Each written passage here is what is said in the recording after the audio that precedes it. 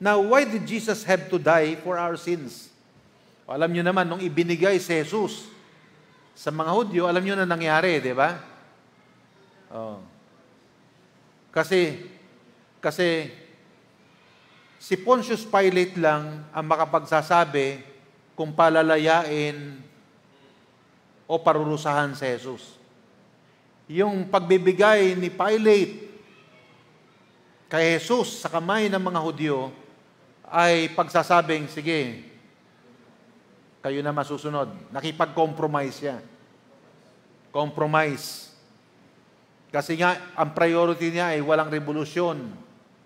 Magkakaroon ng revolusyon. Kasi relihiyon ang pinag-uusapan dito.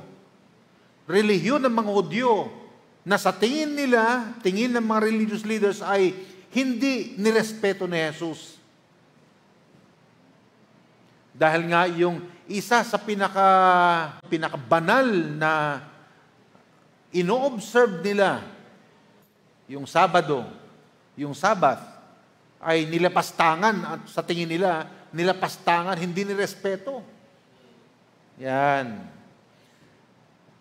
Dahil ang turo nga ni Jesus ay, ako'y naparito upang sundin ang kautusan. Di ba? Upang sa pamamagitan ko, kayo ay mapapawalang sala. Yan. Now, why did Jesus have to die for our sins? Bakit? Understanding the reasons Jesus was crucified from a legal perspective is helpful.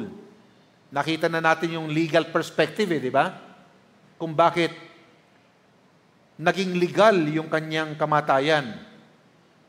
Kasi ang Sanhedrin, yung korte ng mga Hudyo, walang karapatan yon para magpataw ng kamatayan o magparusa sa kung sino man ang pinaniniwalaan nilang nagkasala nung panahon na yon. No? Walang karapatan yon. Roman court lang ang pupwede. At yun yung court na pinamumunuan ng gobernador na si Pontius Pilate. Naintindihan na natin, ano? So, ang kamatayan ni Jesus ay naging legally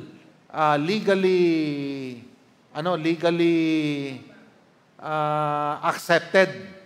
Kasi sa legal perspective, nakita natin kung bakit siya naipako. But it still doesn't tell us why God would send His only Son to earth to suffer such a painful fate.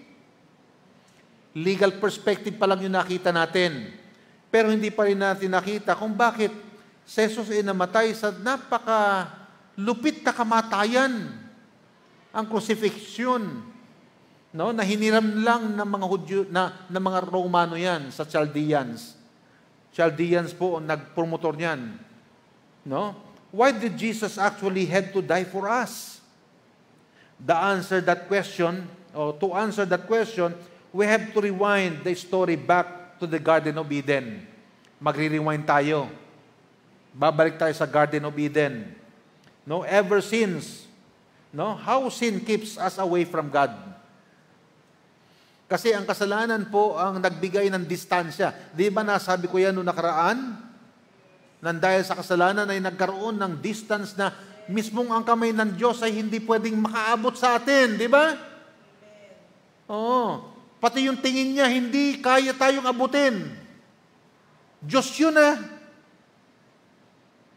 No? Anong distansya ang hindi kayang abutin ng tingin ng Diyos? Anong distansya ang hindi kayang abutin ng kamay ng Diyos? Sige nga. Siyempre wala, di ba? Pero dahil sa kasalanan, mismo ang kakayahan ng Diyos, nalimit na. Bakit? Kasi ang kasalanan, ito po ay humihingi ng hustisya, justice. Ang kasalanan ay nagbigay ng karapatan kay Satanas na maging pag-aari tayo. Kaya doon sa John, verse 44, 8:44 yata yon, ye are your father, no, the devil. Ang tatay natin dati ay si Satanas. Yun ay nagbigay ng karapatan. Legally yun, ha? Legally yun.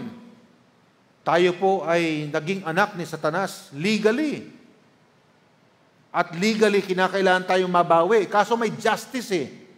Ang hustisya, mga kapatid, yan ay kasama sa sa karakteristik ng Diyos na hindi po pwedeng padulas eh. Alam niyo yung padulas, yung lagay? Sa Diyos, hindi pwede yun eh. Hindi pwede. Ang justice talagang kung ano ang nasasaad ng batas, yun talaga eh. Yan. Kaya binigyan tayo ng 10 Commandments eh. Baka sakaling maintindihan natin nandyan ang mga 10 Commandments, maintindihan nawa natin. Yun ang gusto ng Diyos eh. Na tayo yung nagkasala.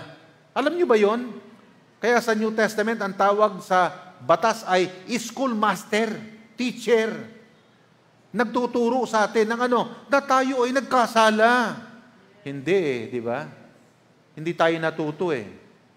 Dahil nga sa pride natin, sinabi natin na susundin ko ang kautusan. O di ba? At ang daming relihiyon na naitatag, na yan ang turo, na magpapakabait, susunod sa kautusan, para sila ay makaabot sa Diyos. Samantalang ang kautusan na ibinigay as a schoolmaster para sabihin sa atin na tayo ay fall short, hindi natin kaya. Naintindihan natin mga kapatid? Ayan.